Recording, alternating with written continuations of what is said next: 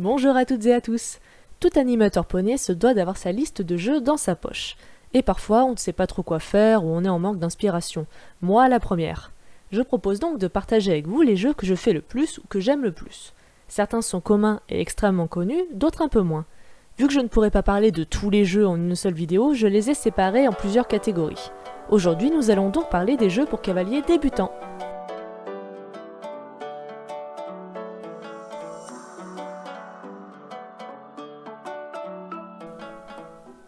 Avant toute chose, certains jeux vont nécessiter un peu de matériel. Ce que je conseille et que je fais actuellement, c'est d'acheter votre propre matériel petit à petit, même si vous avez déjà tout sur place. Parce que si vous venez à changer de boulot et que vous vous retrouvez dans un centre équestre où vous n'avez aucun matos, eh ben vous allez vous retrouver bien embêté. C'est ce qu'il m'est arrivé. En Bapat, j'ai été et j'ai appris dans une structure qui avait tout le matériel possible et imaginable, mais c'était vraiment le rêve. Et en BPGEPS, quand j'ai été dans une structure qui avait beaucoup moins de matériel, je me suis retrouvée bête. C'est là que j'ai décidé d'acquérir petit à petit du matériel, comme ça je peux l'emmener avec moi si je viens à partir. Ensuite, juste avant de passer à la liste, il y a ce jeu que j'aimerais vous conseiller. Il s'agit de 70 jeux japonais d'Amélie Cerveau. Certains des jeux que je propose sont dedans, avec plein d'autres. Ce livre est très clair grâce à sa mise en page. Vous aurez l'âge et le niveau recommandé pour le jeu, un dessin pour compléter l'explication, le matériel nécessaire, les points forts du jeu et une mise en garde par rapport aux notions de sécurité ou des précautions à prendre en compte. Les jeux sont classés selon les notions de vitesse, équilibre, direction, individuellement ou mélangés. Il est maintenant temps de passer au jeu.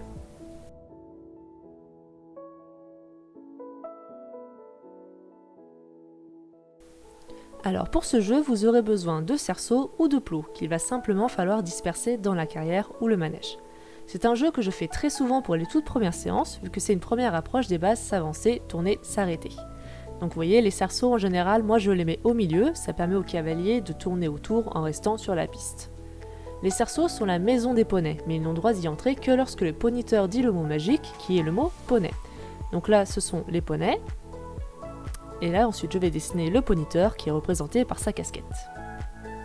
Donc le mot magique, vous pouvez soit le dire comme ça, d'un moment ou un autre, soit en racontant une histoire. Donc dès que les enfants entendent le mot magique, il faut aller arrêter le poney dans sa maison. Donc soit en s'arrêtant dans le cerceau, soit à côté d'un plot si vous n'avez que des plots à disposition. Au début, je mets assez de maisons pour tout le monde, mais après 2 ou 3 essais, j'en enlève un et celui qui n'a ensuite pas de maison aura un gage. Alors, les enfants sont assez sensibles quand il s'agit de perdre, donc faites en sorte de leur donner des gages pas trop ennuyeux, humiliants, et de leur montrer qu'on peut perdre en s'amusant. Donc par exemple, en général, je fais faire le tour du monde, se mettre debout sur le poney, ou marcher à l'envers sur la selle. Et parfois ça marche un peu trop bien, puisque du coup ils font semblant de perdre pour avoir le gage. Après ça, l'enfant réintègre le jeu et on relance la partie. Si vous avez des débutants un peu plus grands, ils accepteront plus la défaite et vous pouvez les faire perdre définitivement et enlever un cerceau à chaque partie façon chaise musicale. Et pourquoi pas faire dire le mot magique à chaque nouveau perdant. Une alternative à ce jeu serait de le faire en musique, et si vous avez des cours avec des enfants ou des baby poneys, pourquoi pas avec des comptines.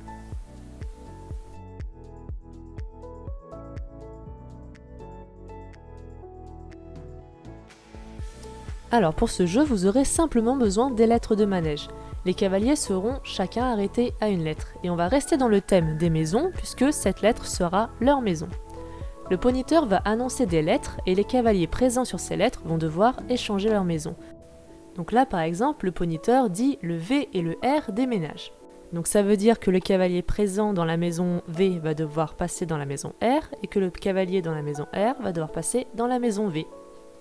Alors l'idéal serait de vous faire des lettres avec l'image d'un animal ou d'un objet commençant par la même lettre, parce que c'est plus amusant de dire la vache et le renard des ménages que le V et le R des ménages. Vous n'êtes pas obligé de dire seulement 2 maisons, vous pouvez en dire plusieurs. Juste faire attention aux distances à ce que les enfants ne se rentrent pas dedans, histoire d'éviter les bagarres. Comme le jeu précédent, une fois que vos cavaliers sont assez à l'aise après quelques essais, rajoutez un voleur de maison. Donc comme son nom l'indique, il devra voler la maison de poney en train de déménager. S'il y parvient, ce sera le poney sans maison qui deviendra le nouveau voleur de maison. Pensez à interdire l'accès aux lettres pas utilisées, histoire qu'il n'y ait pas de triche et que le voleur ne puisse pas y aller. Si vous voyez que vos cavaliers progressent vite, vous pouvez placer des couloirs de quilles dans lesquels les cavaliers devront obligatoirement passer pour déménager.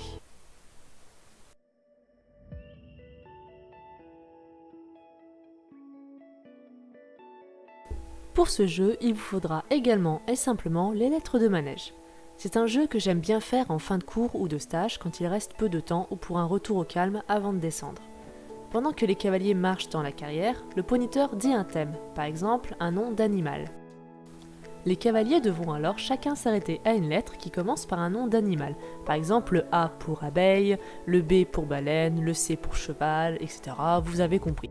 C'est un jeu qui peut être super pour réviser les galops aussi. Vous pouvez dire comme thème une partie du corps du cheval, des parties de la selle et du filet. C'est le genre de jeu qui peut s'adapter à plein de situations. Vous pouvez donc mettre 1 point par mot trouvé et malheureusement 0 point si le cavalier ne trouve pas de mots. Normalement c'est 1 cavalier par lettre, mais en fonction de la difficulté du mot, vous pouvez adapter et laisser 2 cavaliers sur une lettre, à condition qu'il n'ait pas le même mot. Pour ce jeu, vous aurez besoin de plots sur lesquels poser vos affaires, d'un seau, d'aliments de dinette et d'étiquettes correspondant à ces aliments. Moi, comme d'habitude, j'aime bien me casser la tête et les dessiner moi-même, mais vous pouvez les prendre en photo ou rechercher des images sur internet et ensuite les imprimer. Pour les protéger et les solidifier un tout petit peu, je les mets dans une pochette plastifiée que j'agrafe ensuite pour que ça tienne.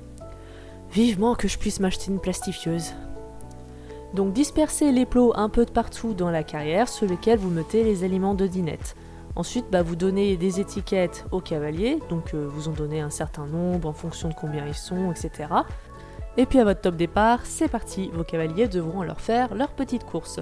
Ils devront donc attraper l'aliment qu'il y a sur leur étiquette et aller y poser dans leur seau qui sera près de leur équipe et ce sera en quelque sorte leur caddie.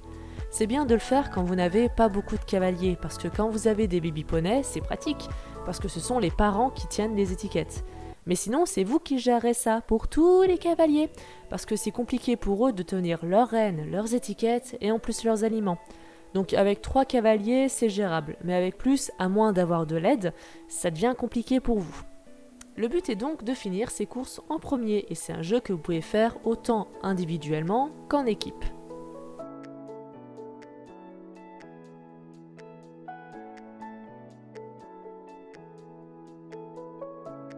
Pour ce jeu, vous aurez besoin de 4 plots et d'animaux en plastique, avec si possible 2 plus grands pour que ça fasse les mamans.